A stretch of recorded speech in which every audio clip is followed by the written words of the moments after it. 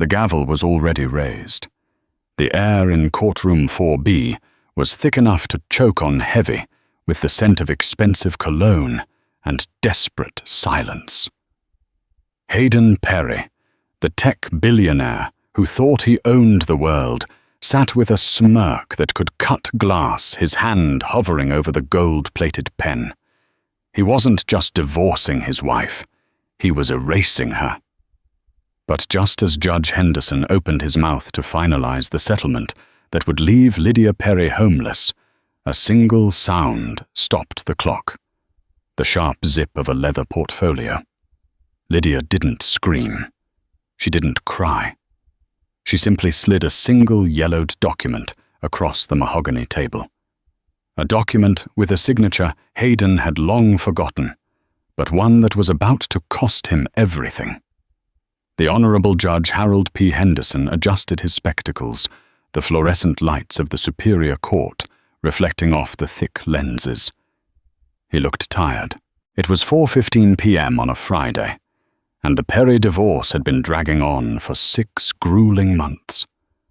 To the outside world, Hayden Perry was a visionary, the CEO of Perry Systems, a man who had revolutionized cloud computing and turned a garage startup into a 9-figure empire.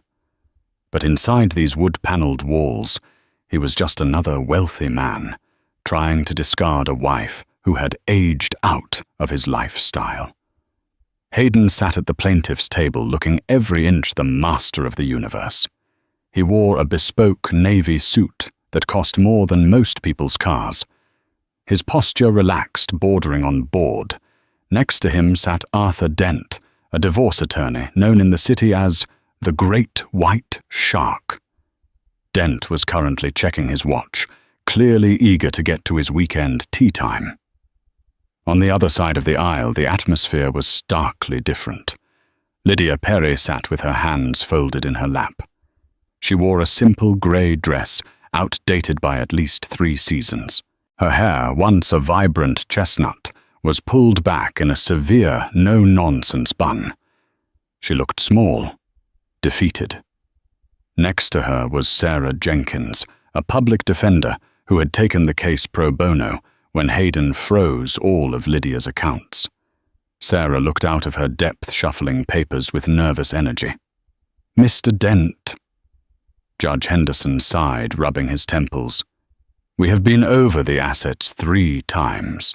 Your client asserts that Mrs. Perry contributed nothing to the formation or success of Perry Systems, and per the state statutes regarding equitable distribution, is entitled only to what she brought into the marriage. Is that still your position?" Arthur Dent stood up, buttoning his jacket, with a smooth, practiced motion. "It is your honor. The facts are indisputable. When Mr. Perry founded the company in 2008, Lydia was working as a junior librarian. Her income was negligible. She did not invest capital. She did not write code. She managed the household, a task, I might add, that was largely outsourced to a staff of 3 once the money started coming in. We are offering a generous lump sum of $50,000 to help her get settled. Frankly, Your Honor, it's charity." A ripple of murmurs went through the gallery. $50,000. It was an insult. It wouldn't even cover rent in the city for a year. Hayden leaned back, catching Lydia's eye. He winked. It was a cold, predatory gesture. He mouthed one word. "Done." Lydia didn't flinch. She just stared at the grain of the wood on the table, her face unreadable. 50,000. Judge Henderson repeated, his voice flat. "For a marriage of 15 years. It's a short-term marriage in the grand scheme of assets, Your Honor," Dent argued smoothly, "and considering Mrs. Perry's indiscretions, we feel it is more than fair." This was the narrative they had spun. They had painted Lydia as a leech, a woman who sat on the couch eating bonbons, while Hayden toiled away to build the future. They claimed she was emotionally unstable, distant, and perhaps even unfaithful, Though they had no proof of the latter, the accusation alone was enough to tarnish her in the court of public opinion. "Mrs. Jenkins," the judge turned to Lydia's lawyer, "do you have a counter-proposal, or are we ready to conclude this?" Sarah Jenkins stood up, her voice trembling slightly. "Your Honor, my client. She supported Mr. Perry for 5 years before the company made a dime. She paid the rent. She bought the groceries. She—" "Irrelevant," Dent cut, in not even looking at her. "Paying for groceries in 2008 does not entitle one to half of $1 billion conglomerate in 2024. The law is clear on premarital versus marital assets, and since the company was incorporated before the wedding ceremony, strictly speaking, it is separate property." Hayden tapped his fingers on the table. Tap, tap, tap. He was winning. He always won. He looked over his shoulder at the back of the courtroom. Sitting in the back row, wearing oversized sunglasses and a scarf that did little to hide her identity, was Sasha. Sasha was 24, an influencer with perfect teeth and zero understanding of how Hayden made his money, only that he had it. She blew him a subtle kiss. Hayden turned back to the judge. He was ready to start his new life. A life without the anchor of a middle-aged librarian dragging him down. "Judge," Hayden spoke up, his voice rich and baritone, designed to command boardrooms. "I just want to be fair, but I also want to be free. I built this company from nothing. Lydia, she's a good woman, but she doesn't understand business. She doesn't understand the pressure. I'm trying to protect the company's but also whole future." "By leaving your wife destitute?" Judge Henderson asked sharply. "She's capable of working." Hayden shrugged. "The library is always hiring." Lydia's head snapped up. For the first time all day, there was fire in her eyes. The library comment. It wasn't just an insult. It was a specific, targeted dagger. He knew how much she had loved that job, and he knew he was the one who forced her to quit it 10 years ago, because a CEO's wife shouldn't be shelving books. Sarah Jenkins leaned down to whisper to Lydia. "Lydia, we might have to take the 50,000. The judge is looking at the clock. Dent has buried us in paperwork. We don't have the resources to fight a forensic audit." Lydia looked at Sarah. Then she looked at Hayden, who was checking his cuticles. She looked at the judge, who was reaching for his stamp. "No," Lydia whispered. "What?" Sarah blinked. "No," Lydia said louder this time. She stood up. The chair scraped loudly against the floor, a harsh sound that silenced the room. "Mrs. Perry," Judge Henderson peered over his glasses. "Speak through your attorney, please." "My attorney doesn't know everything, Your Honor," Lydia said, her voice clear and surprisingly steady. "Because until this morning I wasn't sure if I was going to use it." Hayden rolled his eyes. "Oh God, here come the hysterics. Can we wrap this up?" "Sit down, Mrs. Perry," Dent barked. Lydia ignored them. She reached into her battered tote bag, a bag she had owned since before the billions, and pulled out a thick manila envelope. It wasn't crisp and new like the documents Dent had piled on the table. It was old. The corners were bent. There was a coffee stain on the bottom edge. "Mr. Perry says he wants to follow the law," Lydia said, walking around the table toward the bench. The bailiff stepped forward to stop her, but the judge held up a hand. "He says he wants to stick to the agreements we made." "I have no idea what that is." Hayden scoffed, though his eyes narrowed slightly. He scanned his memory. Had he signed something, a birthday card? A letter? Nothing that would hold up in court. He had an army of lawyers who reviewed every scrap of paper he touched. "It's a contract," Lydia said, placing the envelope on the judge's bench. "Dated June 14th, 2009. 1 year into our marriage, 6 months before Perry Systems went public. Dent laughed. A post-nup. If Mr. Perry didn't file it with us, it doesn't exist. And even if it does, if he didn't have legal representation at the time of signing, it's void. Nice try, honey. Lydia turned to look directly at Hayden. You didn't have representation, Hayden, because you didn't want them to know what you did. Hayden's face went a shade paler. June 2009. The summer of the breach. What is this? Judge Henderson asked, opening the clasp. He slid out the document. It was handwritten on legal pad paper, but it was notarized. There were 3 stamps on it. It's an agreement regarding the ownership of the intellectual property known as the algorithm, Lydia said, specifically the source code that Perry Systems is built on. This is ridiculous. Hayden stood up his chair, flying back. That code is mine. I wrote it in the garage. You wrote the interface, Hayden, Lydia said, her voice dropping to a dangerous chill. You couldn't solve the data compression issue. You were stuck for 4 months. You were going to lose the venture capital funding. Remember? The courtroom was dead silent. Even Sasha in the back row had lowered her sunglasses. I fixed it, Hayden stammered. I stayed up 3 nights in a row and fixed it. No, Lydia said.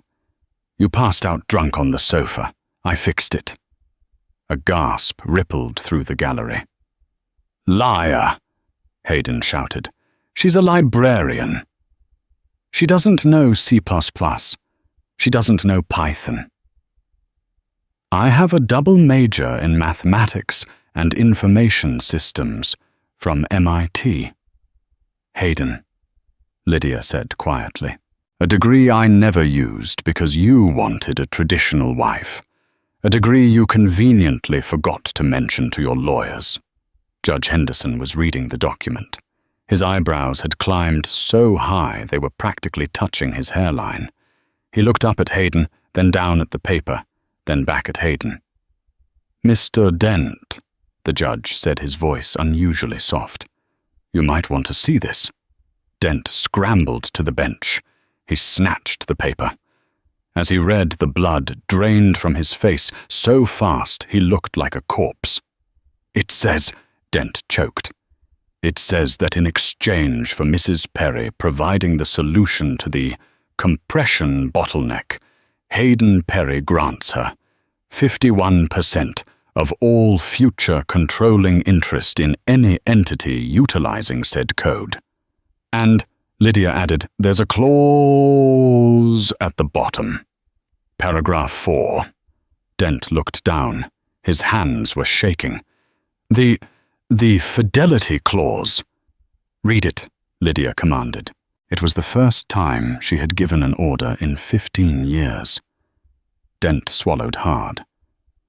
In the event that Hayden Perry seeks to dissolve the marriage or is found to be engaging in extramarital affairs, the remaining 49% of his shares shall immediately revert to Lydia Perry as a penalty for breach of trust.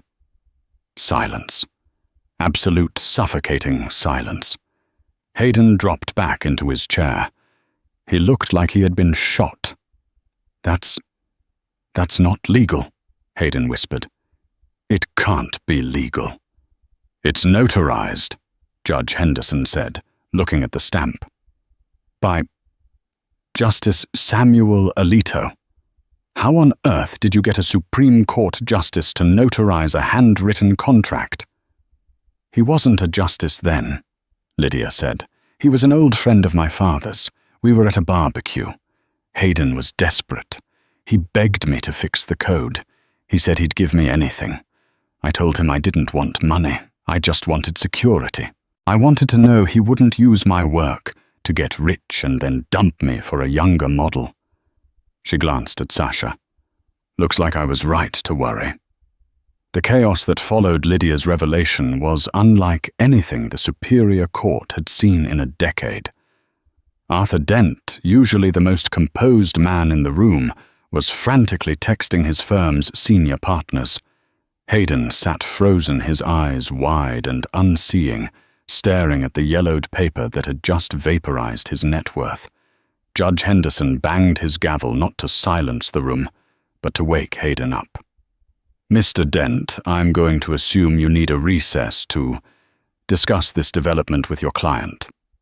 "Recess," Dent squeaked. "Your Honor, I move for a dismissal." "This document is a forgery. It has to be. My client would never sign away his company." "It's not a forgery, Arthur," Hayden whispered. His voice was hollow. Dent whipped around. "Shut up. Don't speak." "I remember," Hayden said, looking at Lydia with a mixture of horror and awe. "It was the night of the barbecue. I was so stressed. The investors were pulling out the next morning if I didn't have the prototype working. I couldn't figure out the compression. The servers kept crashing. I was crying. I was actually crying in the kitchen." Lydia nodded slowly. "You were. You told me you were a failure. You told me you were going to lose the house. So I took your laptop. I sat at the kitchen island for 6 hours. I rewrote the kernel. And Hayden rubbed his face, the memory flooding back through the fog of arrogance he had built up over the years. "I was so happy. When you showed me it worked, I told you I'd give you the moon. You grabbed a legal pad and said, 'I don't want the moon. I just want this.' You signed it," Lydia said. "And then you toasted with a beer and said, 'It doesn't matter, Lyd. We're partners forever anyway. What's mine is yours.' Do you remember saying that?" Hayden didn't answer. The irony was suffocating him. "This changes the jurisdiction," Judge Henderson said, leaning forward. "This is no longer a simple divorce case. This is a corporate ownership dispute involving billions of dollars. However," the judge paused, a glimmer of steel in his eyes, "the infidelity clause is a matter of contract law within the marriage. Mr. Dent, you opened this hearing by stating the facts were indisputable. Is it your position that Mr. Perry has not been unfaithful?" Dent opened his mouth, but before he could lie, the courtroom doors swung open with a bang. A tall, broad-shouldered man in a cheap trench coat walked in. He wasn't a lawyer. He looked like a private investigator who had spent too many nights in a surveillance van. He walked straight up to Sarah Jenkins and handed her a USB drive. "Sorry I'm late," the man grunted. "Traffic on the I-95. Sarah Jenkins, who had been watching the scene unfold with stunned delight, plugged the drive into her laptop and connected it to the courtroom's projector system. "Your Honor," Sarah said, finding her voice, "if we are debating the validity of the fidelity clause, I believe this evidence is relevant." The screen behind the judge flickered to life. It wasn't grainy, blurry footage. It was 4K high-definition video. It showed Hayden Perry on a yacht. The date stamp was from 3 weeks ago. He was holding a champagne bottle in one hand and Sasha Miller in the other. They were clearly not discussing business strategies. "Turn it off," Hayden roared, jumping up. "This is an invasion of privacy." "It was filmed in a public harbor," Sarah said calmly. "No expectation of privacy on the deck of a yacht, Mr. Perry." The video continued. In the audio crisp and clear over the courtroom speakers, Hayden's voice could be heard. "Don't worry about the old hag, babe. My lawyers are going to crush her. She'll be lucky if she walks away with the Toyota. Once the divorce is signed, we're taking the jet to the Maldives. I'm buying you that island." The old hag. Lydia watched the screen, her expression unchanging. She had known.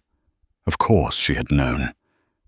But hearing it, hearing the man she had saved, the man she had loved, speak about her with such visceral contempt, it severed the last thread of emotional attachment she had. In the back row, Sasha Miller suddenly stood up. She wasn't looking at Hayden with love anymore. She was looking at the screen, then at Lydia, and doing the math. If Lydia owned 100% of the company, Hayden was broke. Sasha grabbed her handbag. She didn't look at Hayden. She turned and walked out of the courtroom, her heels clicking a fast retreat. The door slammed shut behind her. Hayden watched her go. He reached out a hand as if to stop her, but his hand fell limp. He was alone. "Well," Judge Henderson said, looking at the paused image of Hayden on the screen. "That seems definitive." "Your Honor," Dent stammered, sweat beading on his forehead. We request a continuance. We need to authenticate the handwriting on the contract. We need to.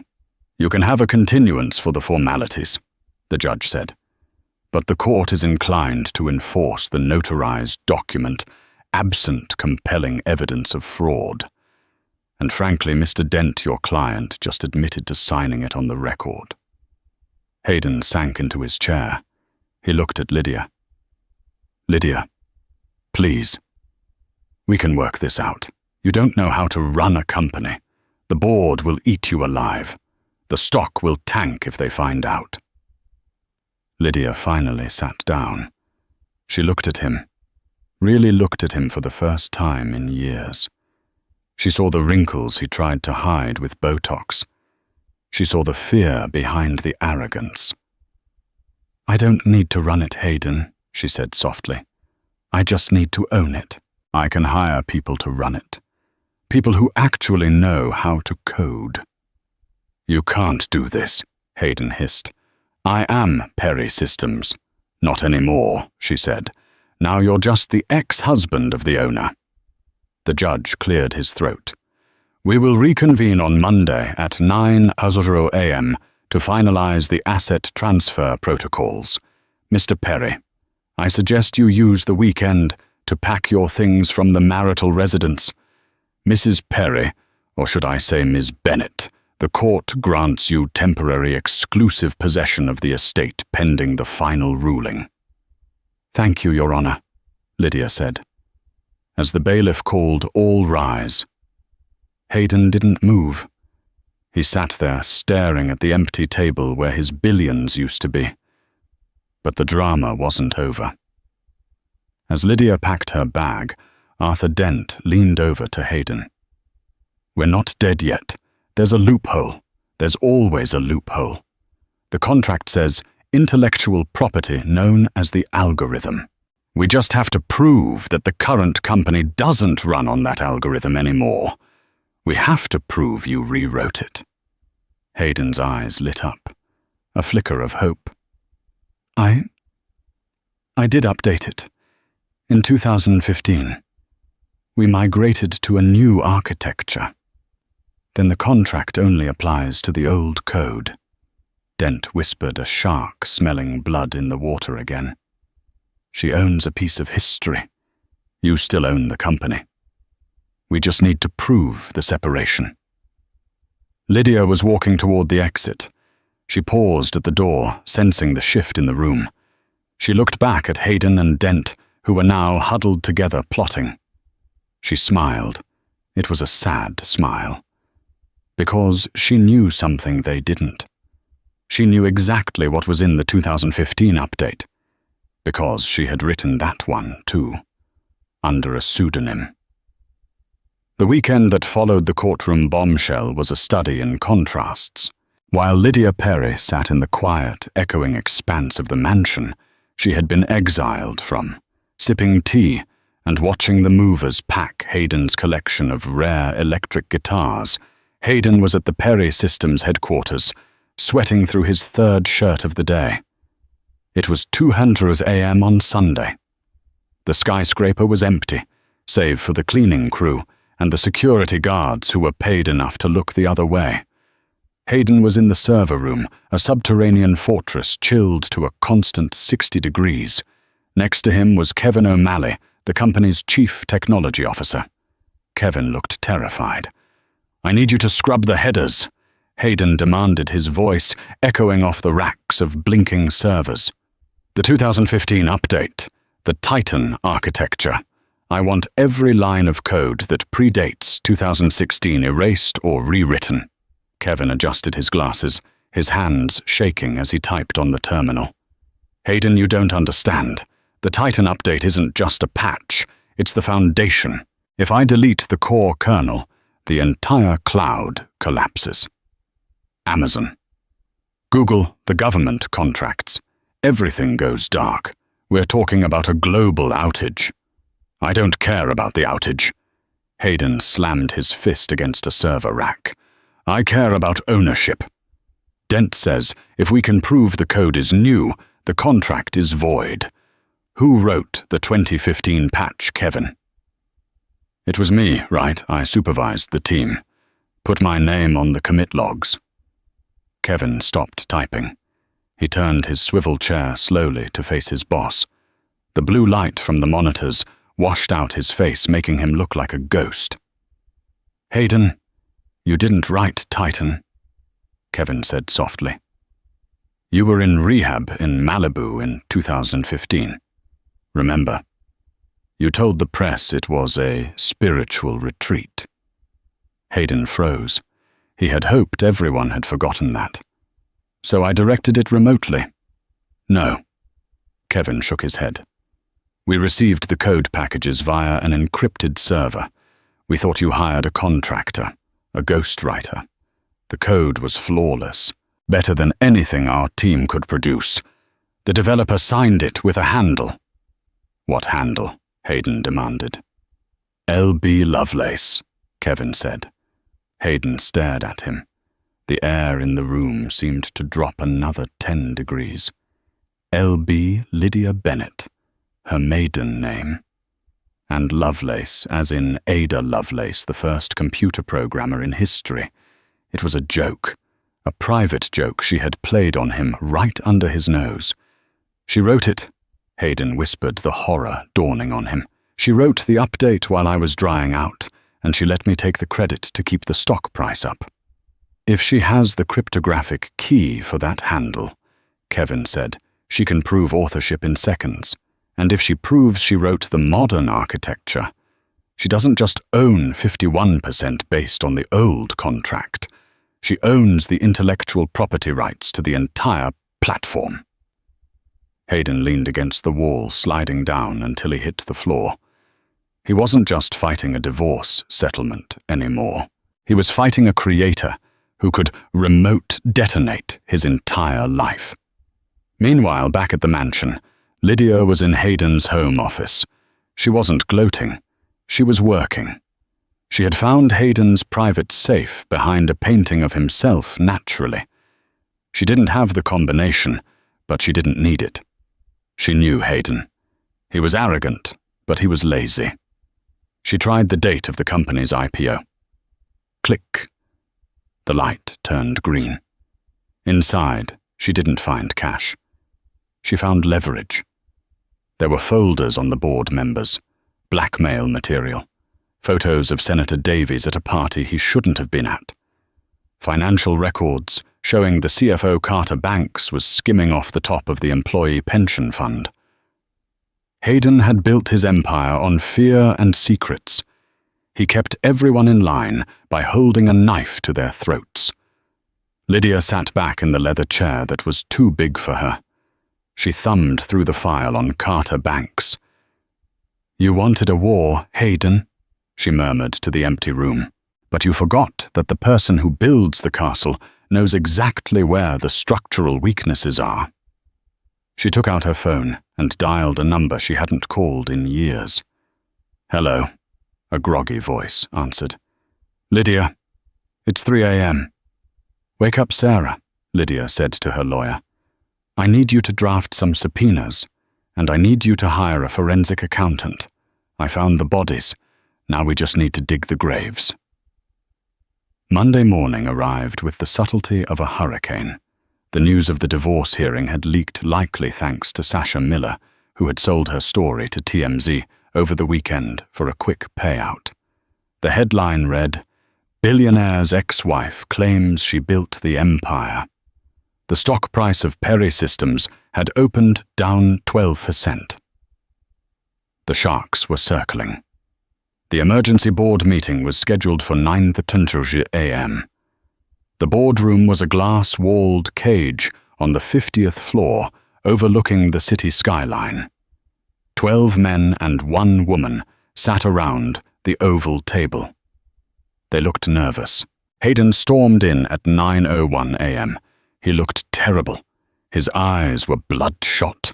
His suit was wrinkled, and he reeked of coffee and desperation. Arthur Dent trailed behind him, looking equally haggard. "It's under control," Hayden announced before he even sat down. "The document is a forgery. We're filing a motion to dismiss. The stock will rebound by noon." "That's not what the market thinks, Hayden," said Carter Banks, the CFO. He was a slick man with greased back hair and a smile that never reached his eyes. "Investors are panicked. They're saying if Lydia Perry triggers the ownership clause, we're looking at a hostile takeover from within." "She's a librarian," Hayden shouted, slamming his hand on the table. "She doesn't know how to run a tech company. She's bluffing." The double doors at the end of the room opened. Lydia Perry walked in. She wasn't wearing the grey, outdated dress from court. She was wearing a sharp, tailored white suit. Her hair was down, blown out in soft waves. She didn't look like a scorned wife. She looked like a CEO. Sarah Jenkins walked beside her, carrying a laptop. "I'm not bluffing, Hayden," Lydia said, her voice projecting effortlessly across the room. "You can't be in here," Dent yelped. "This is a closed session for board members only." "I am the majority shareholder," Lydia said, calmly pulling out the chair at the head of the table opposite Hayden. "Or I will be as soon as Judge Henderson stamps the order this afternoon. I'm here to save the company you're currently driving off a cliff." "Security!" Hayden yelled. "Get her out of here!" 2 guards stepped forward, but stopped when Lydia held up a hand. "Gentlemen," Lydia said to the guards, "if you touch me, you're assaulting the owner of this building. Furthermore, Mr. Perry's authorization to issue orders is currently suspended." She turned to the board. "I know what Hayden has told you. He told you I'm a leech. He told you I'm incapable. But here is the reality." Sarah Jenkins connected the laptop to the boardroom screen. A stream of complex code appeared, cascading lines of green text on a black background. "This is the source code for the Titan architecture," Lydia said. "The backbone of your entire operation. Hayden claims he wrote it in 2015. But if you look at the metadata, you'll see the author signature, L.B. Lovelace." "A contractor," Hayden spat. "We hired a contractor." "Lydia Bennett," she said, tapping her chest. "Lovelace, my cryptographic key is on this USB drive. I can decrypt the kernel right now. Can you, Hayden?" Hayden went silent. The board members exchanged glances. They were money men, not coders, but they understood power. And right now the power was shifting. "So what?" Carter Banks sneered. He leaned back, crossing his arms. He was the one person Lydia was worried about. He was Hayden's attack dog. "Let's say you wrote some code 10 years ago. That doesn't qualify you to lead a Fortune 500 company. We need stability. Hayden is the face of the brand." The face of the brand was caught on a yacht calling his wife a hag and bragging about hiding assets, Lydia countered. "That video has 3 million views. The brand is toxic, Carter, and so are you." Carter blinked. "Excuse me." Lydia slid a manila folder across the long table. It spun perfectly, stopping right in front of Carter. "The pension fund," Lydia said simply. Carter's face went white. "I found the ledgers in Hayden's safe," Lydia continued, addressing the rest of the board. "Carter has been funneling 3% of the employee retirement fund into a shell company in the Caymans. Hayden knew about it. He used it to keep Carter loyal." The room erupted. 3 board members stood up, shouting. Hayden looked at Carter, then at Lydia, his mouth hanging open. He had forgotten the safe. He had been so focused on the code, he forgot the physical evidence of his corruption. "This is a lie," Carter screamed, standing up. "She's fabricating evidence." "The forensic audit I ordered this morning says otherwise," Lydia said coolly. "The FBI is on their way to the Cayman Bank as we speak." You witch," Hayden hissed. "I'm not a witch, Hayden," Lydia said, standing up and leaning over the table, her eyes locking with his. "I'm the woman who fixed your mistakes for 15 years. I'm just done doing it from the shadows." She looked around the room. "I'm calling for a vote of no confidence in the CEO and the CFO, effective immediately." The silence was heavy. The board members looked at Hayden, who was trembling with rage. They looked at Carter, who was sweating. And then they looked at Lydia, who stood tall, radiating the kind of competence they hadn't seen in this room in years. "I second the motion," said a voice. It was William Sharp, the oldest member of the board, a man Hayden had always ignored. "All in favor?" Lydia asked. Hands went up, one by one, until only Hayden and Carter were left with their hands down. "You can't do this!" Hayden screamed, grabbing his water glass and hurling it at the wall. It shattered, showering the carpet in shards. "I built this, me!" "Escort Mr. Perry and Mr. Banks from the building," Lydia said to the security guards. This time the guards didn't hesitate. They moved toward Hayden, but Hayden wasn't done. As the guard reached for his arm, Hayden shook him off. He straightened his jacket, a manic glint in his eye. "You think you've won?" Hayden laughed. It was a jagged, unstable sound. "You think you can just walk in here and take my life? You forgot one thing, Lydia." "And what is that?" "You signed the NDA." Hayden smiled. "The non-disclosure agreement. When you fixed the code in 2009, you signed a standard contractor NDA to protect the company's secrets. It forbids you from disclosing proprietary information to third parties." "So," Lydia frowned, "you just showed the source code to Sarah Jenkins." Hayden pointed at the lawyer. "And you showed the pension files to the board before they were authorized. That's a breach of contract, a federal crime. Theft of trade secrets." He pulled out his phone. "I already called the police. They're in the lobby." The victory in the boardroom lasted exactly 4 minutes. The elevator doors pinged, and 4 uniformed police officers, accompanied by 2 detectives in suits, stepped onto the executive floor. Carter Banks, who had been on the verge of vomiting, suddenly straightened up. This was their contingency plan. The poison pill. "Lydia Perry?" the lead detective asked. He was a grim-faced man named Detective Miller.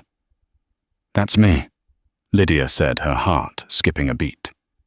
"You are under arrest for corporate espionage, theft of trade secrets, and violation of the Computer Fraud and Abuse Act," Detective Miller said, pulling out a pair of handcuffs. "This is insane." Sarah Jenkins stepped in front of Lydia. "She owns the company. You can't steal from yourself." "Currently, the company is owned by Perry Systems, Inc., Arthur Dent interjected, stepping out from behind Hayden. His confidence was back. "Mrs. Perry is merely a claimant in a divorce proceeding. Until the assets are transferred, she is an unauthorized civilian who just hacked into our mainframe and accessed classified financial documents. She didn't hack anything, Sarah argued. She opened a safe. She bypassed digital security locks, Hayden lied smoothly. And she broadcasted proprietary code on that screen. That code is worth billions. She just compromised our trade secrets. The detective looked at Lydia. Ma'am, turn around and place your hands behind your back. Lydia looked at Hayden. He was smiling. It was the smile of a man who knew how to game the system. He knew he couldn't win on the facts, so he was using procedure to crush her. He would tie her up in criminal court for years. By the time she got out, the company would be gutted. The money moved, and he would be in a non-extradition country. "It's okay, Sarah," Lydia said, holding out her wrists. The cold steel of the cuffs clicked shut. The sound was deafening in the silent boardroom. "We'll have you out in an hour," Sarah promised, though she looked pale. "This is a malicious prosecution." "Take her away." Hayden waved his hand dismissively. "And make sure the press gets a good photo of the CEO in cuffs." As the police led Lydia out, she didn't look down. She kept her head high. She walked past the board members who had just voted for her. They looked confused, unsure of which alpha dog to follow now. Hayden turned to the board. "Sorry about that, gentlemen. My ex-wife is unwell. Mental instability. I'll handle the cleanup. Carter and I will get back to work." He thought he had won. He thought he had cut the head off the snake. But Lydia wasn't the snake. She was the venom. As she was led into the elevator, Lydia caught the eye of William Sharp, the board member who had seconded her motion. She gave him a tiny, almost imperceptible nod. William Sharp checked his watch. He waited until the elevator doors closed. Then he looked at Hayden Perry. "Hayden," William said, his voice gravelly. "There is one problem with your theory." "What's that, Bill?" Hayden asked, pouring himself a fresh glass of water, his hands shaking slightly. "You said she hacked the mainframe to get the code," William said. "But the system logs show that the code was accessed using the master admin credentials." "So she stole my password?" Hayden shrugged. "No," William said. "The master admin account hasn't been used by you in 5 years. We all know you lost the password. That account belongs to the system architect." William tapped the table. "If Lydia logged in as the architect, she didn't steal the secrets. She is the secret." "It doesn't matter," Hayden snapped. "She's in jail. By the time she gets bail, I'll have fired the board and restructured the bylaws." Hayden pulled out his phone to call his broker. "Sell," he barked into the phone. "Sell everything in the secondary accounts. Move the liquid cash to the crypto wallets." "You can't do that," Carter Banks whispered. "The FBI is watching." "The FBI is slow," Hayden hissed. "I'm fast." Lydia sat in the back of the police cruiser, watching the city pass by through the wire mesh. It was humiliating. It was terrifying. But as they turned the corner toward the precinct, she saw a news van. Then another. Then a crowd. Sasha Miller's interview had gone viral, but not the way Hayden intended. The internet sleuths had dug up everything. They found the old forum posts from 2009, where L.B. Lovelace was helping other coders fix Perry Systems bugs while Hayden was partying. They found Lydia's college transcripts. The narrative wasn't crazy ex-wife. The narrative was genius woman robbed by tech bro. When Lydia stepped out of the police car, the flashes of the cameras were blinding, but they weren't shouting insults. "Lydia, did you write the code? Lydia, is it true he fired you for being a librarian? Lydia, we believe you." Lydia stopped. The detective tugged on her arm, but she planted her feet. She looked directly into the camera of a local news station. "Hayden Perry just had me arrested for stealing my own creation. she said, her voice clear and ringing. "He thinks this is the end, but tell him to check his email, specifically the automated dead man switch I set up in the system." "What dead man switch?" the reporter yelled.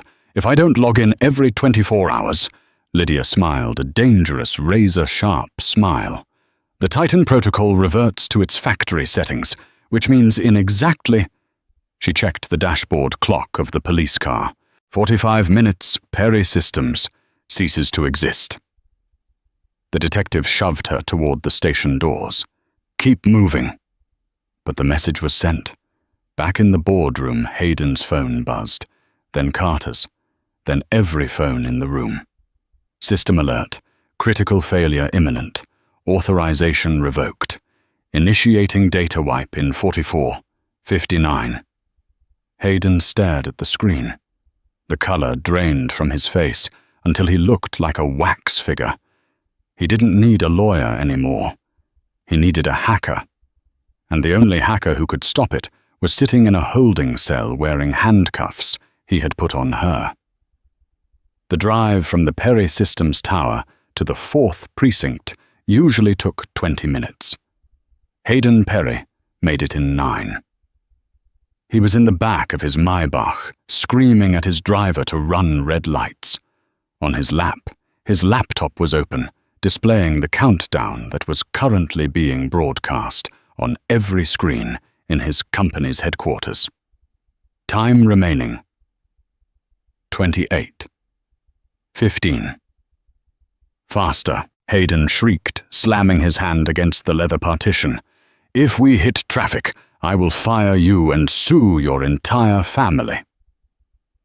Next to him, Arthur Dent was hyperventilating into a paper bag.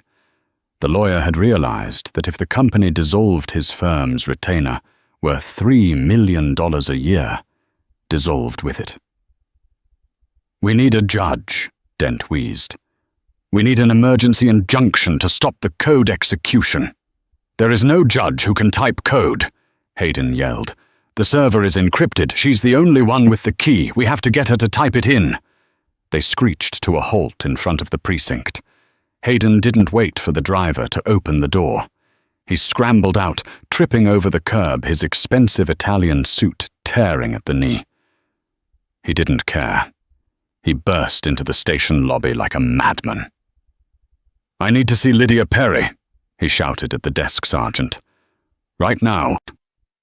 The sergeant, a woman who looked like she had absolutely no patience for billionaires in torn suits, didn't even look up from her paperwork. "She's being processed. You can wait." "I can't wait." Hayden slammed his hand on the desk. "Do you know who I am?" "I am Hayden Perry. And in 26 minutes, the global cloud infrastructure is going to crash.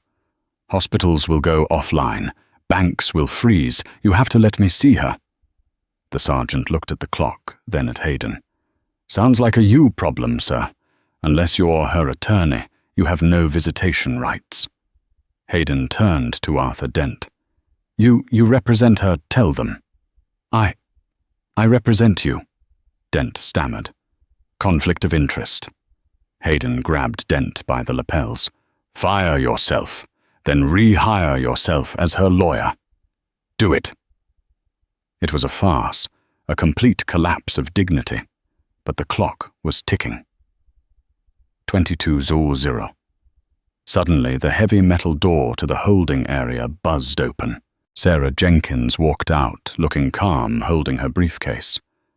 "Sarah." Hayden lunged at her. "Sarah, you have to stop this. The dead man switch. It's real." "I know," Sarah said, checking her watch. "Lydia told me. It's a fail-safe she built in case she was ever incapacitated. Or, falsely arrested by a vindictive ex-husband." "Get me in there," Hayden begged. Tears were actually streaming down his face now. "I'll drop the charges. I'll give her the 50,000. I'll give her the house." Sarah laughed. It was a cold, sharp sound. "Hayden, you are way past bargaining with houses. You want to save your company. You're going to have to do a lot better than that." "Anything," Hayden screamed. "I'll give her half, 50-50 split. Just let me in." Sarah pulled a document from her briefcase. It was already drafted. "Sign this," she said. Hayden looked at it. "Stipulation of settlement." "What does it say?" Hayden asked, his hands shaking so hard he could barely hold the paper. "It says you admit to perjury." Sarah listed off. "It says you admit to filing a false police report. It says you admit that Lydia Perry is the sole creator of the Titan architecture. And," she flipped the page, "it transfers 100% of your voting shares to Lydia Perry immediately." 100%. Hayden choked. "That leaves me with nothing. I'll be destitute." "No," Sarah corrected. "You'll still have your 49% of the monetary value. You'll be rich, but you won't be in charge. You won't be on the board. You won't even have a key card to the building. You will be a silent partner. Patent. Forever. Kind remaining." 30. Hayden looked at the clock on the wall. He looked at Arthur Dent, who just shrugged helplessly. "If I sign this, she stops the countdown. If you sign this, I take you to her," Sarah said, "and you ask her nicely." Hayden snatched the pen. He signed his name so hard the tip ripped through the paper. "Done now. Take me to her." Sarah nodded to the sergeant. "He's with me. Legal counsel." The sergeant buzzed them in. They walked down the grim grey hallway. The air smelled of bleach and despair. At the end of the hall in interrogation room B, Lydia Perry sat at a metal table. Her hands were still cuffed. She was staring at the wall, humming a soft tune. Hayden burst in, breathless. "Lydia, stop it! Stop the code!" Lydia turned slowly. She looked at Hayden, then at Sarah. She saw the signed paper in Sarah's hand. "Did he sign it?" Lydia asked. "He did," Sarah said. "Good," Lydia said. She looked at Hayden. "Unlock me." "I don't have the keys," Hayden yelled. "Officer, unlock her." The guard grumbled but stepped forward, unlocking the cuffs. Lydia rubbed her wrists. She took her time. "Lydia, please." Hayden checked his phone. 00800. 8 minutes. The reboot takes 5. We have 3 minutes to enter the key. Lydia stood up. She smoothed her white suit. "I need a laptop." Hayden shoved his open laptop onto the table. "Here, do it." Lydia sat down. She placed her fingers on the keys, then she stopped. "One more thing," she said. Hayden looked like he was going to have a stroke. "What? What else could you possibly want?" "You have the company. You have my dignity." "What?" "I want you to say it," Lydia said softly. "Say what?" "Say that I was the smart one," Lydia said, her eyes boring into his. "Say that without me, you would still be in a garage trying to figure out why your code wouldn't compile. I want you to admit in front of Sarah and the camera in the corner that you are a fraud and I am the genius." Hayden's jaw tightened. His ego was the only thing he had left. To say it out loud, it was death. 0004. 00. Hayden gritted his teeth. "I can't." "Okay," Lydia stood up. "Let it burn." "No." Hayden grabbed her arm. She flinched and he pulled back instantly. Okay, I'm a fraud. And you." Hayden sobbed a dry, heaving sound. "You are the genius. You fixed it. You built it. It's always been you." Lydia watched him for a second. She didn't smile. She didn't gloat. She just nodded, accepting the truth. She sat down. Her fingers flew across the keyboard. She typed in a command string that was 64 characters long. It was complex, elegant, and memorized perfectly. Enter. On the screen, the red countdown froze at 0001:42. The text turned green. System restored. Titan protocol secure. Hayden collapsed into a chair, burying his face in his hands. It was over. The company was saved. But it wasn't his company anymore. 2 weeks later, the courtroom looked very different. There was no tension. There were no outbursts. Judge Henderson sat on the bench looking over the final decree with a sense of profound relief that this case was finally leaving his docket. Lydia sat at the plaintiff's table. She was alone this time. Sarah Jenkins was now the general counsel of Perry Systems and was busy firing the entire HR department, so Lydia had come by herself. She didn't need protection anymore. Hayden wasn't there. He had been granted permission to skip the hearing. He was currently in Switzerland, resting. Or hiding. The FBI investigation into the pension fund was still ongoing, and while Lydia had agreed not to press charges for the false arrest, she hadn't promised to protect him from the feds regarding Carter Banks's embezzlement. Arthur Dent stood on the defense side, looking defeated. "Your Honor," Dent said, his voice lacking its usual boom, "we accept the terms as filed." "Very well," Judge Henderson said.